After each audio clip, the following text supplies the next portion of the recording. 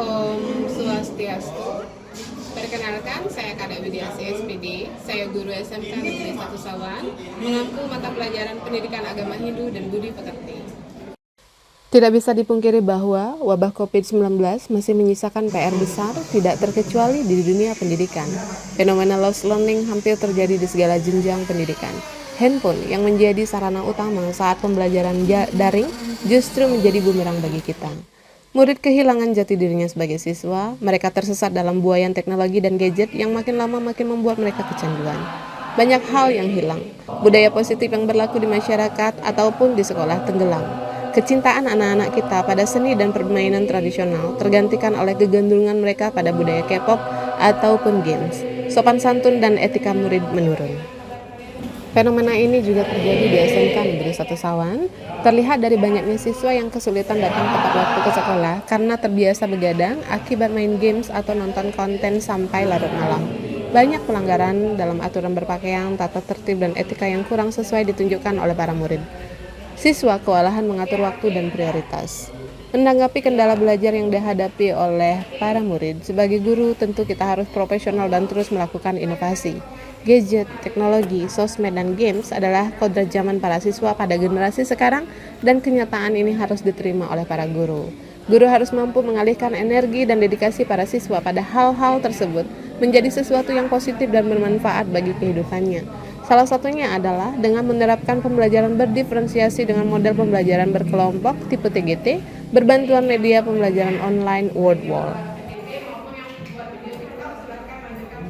Adapun langkah-langkah pembelajaran yang dilakukan dimulai dari kegiatan pendahuluan yang diawali dengan guru menyapa siswa dan memberikan salam, kemudian guru meminta siswa untuk memimpin doa sebelum belajar dengan salah satu mantra doa yang sudah dipelajari.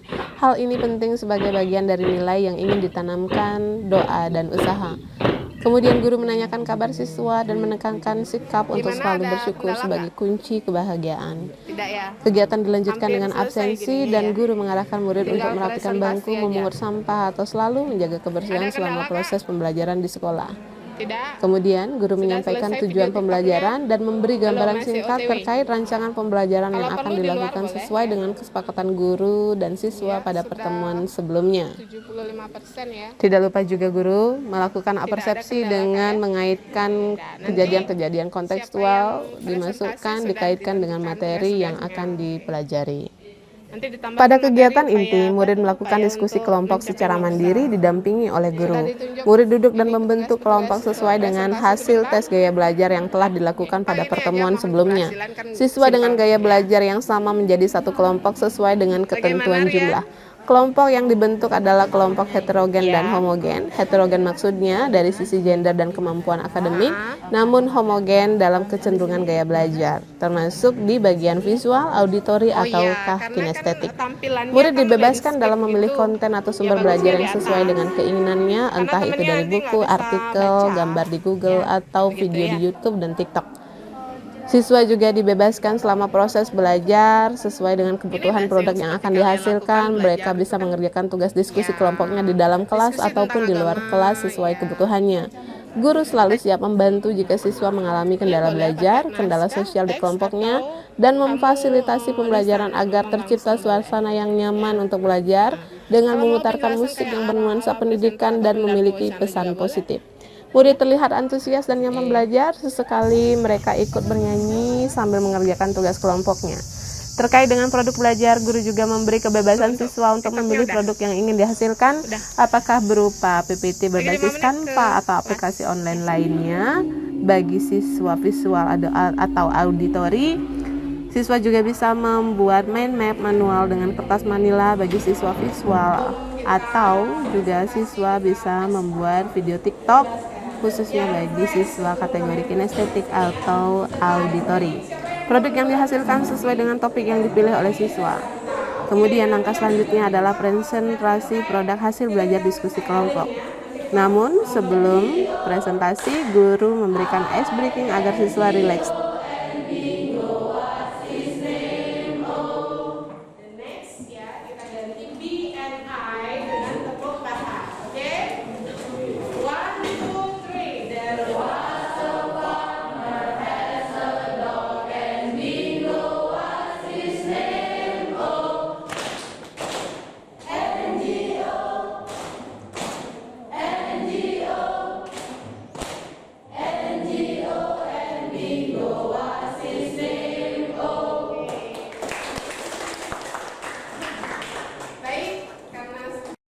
Setelah melaksanakan diskusi kelompok, langkah selanjutnya adalah para siswa mempresentasikan hasil diskusi kelompok dan produk hasil belajar mereka sesuai dengan topik yang telah mereka bahas.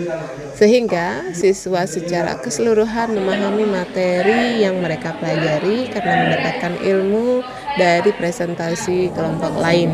Proses diskusi dilakukan untuk mengkonfirmasi kebenaran, untuk menghilangkan keraguan, dan dalam rangka untuk mendapatkan pemahaman yang utuh mengenai materi yang sedang dipelajari. Sekian presentasi dari kami mengenai peningkatan dalam bangsa. Semoga materi yang kami sampaikan bermanfaat bagi kita semua. Generasi Harapan Bangsa bersatu, maju dan optimis. Apa kabar? Luar biasa. Mari kita ambil sana lagi. Evaluasi dulu presentasi tadi ya di kelompok yang Pada kegiatan penutup dilaksanakan refleksi hasil diskusi dan presentasi kelompok. Selain itu juga dilakukan penyimpulan materi dan proses pembelajaran, kekurangan dan kelebihannya. Pada tahap evaluasi awal dilaksanakan dengan metode TGT berbantuan media kuis online WordWall, di mana siswa masih dalam kelompoknya menjawab beberapa pertanyaan dalam format games. Siswa terlihat seru memainkan permainan tersebut dan sangat tertantang untuk menemukan jawaban yang tepat sambil menghindari virus. Terjadi proses kolaborasi yang saling mendukung antar anggota kelompok, guru dan siswa nyaman dalam belajar, diskusi berjalan lancar diselingi tawa dan teriakan histeris dari para siswa saat berhasil menjawab benar atau berhasil menghindari virus atau justru dimakan virus dan terjebak di jawaban yang salah. Senyum-senyum ceria terpancar dari wajah siswa. Udah? Hah? Udah berarti skornya udah segitu. Nanti dilihat sama yang lain mana yang tertinggi dia yang menang. Dalam hitungan 3, ingat kalau sudah tak tahu jawabannya langsung pas ke belakang. Ya, digantikan oleh pemain selanjutnya. Dan di sini yang jawabannya start dari kanan menuju kiri. Paham ya? Ready? 1, 2. Evaluasi akhir pembelajaran kembali dengan metode TGT manual, di mana siswa sudah kembali ke tempat duduk masing-masing dan berkelompok sesuai dengan deretan bangku. Hal ini bertujuan untuk mencegah terjadinya sikap eksklusivitas dalam pergaulan sosial dan mengecek pemahaman siswa terkait materi secara utuh, bukan per topik sesuai dengan topik kelompoknya. Selama games berlangsung, guru menciptakan suasana belajar yang nyaman dan bersemangat dengan memutarkan lagu bernuansa pendidikan dan memiliki pesan positif.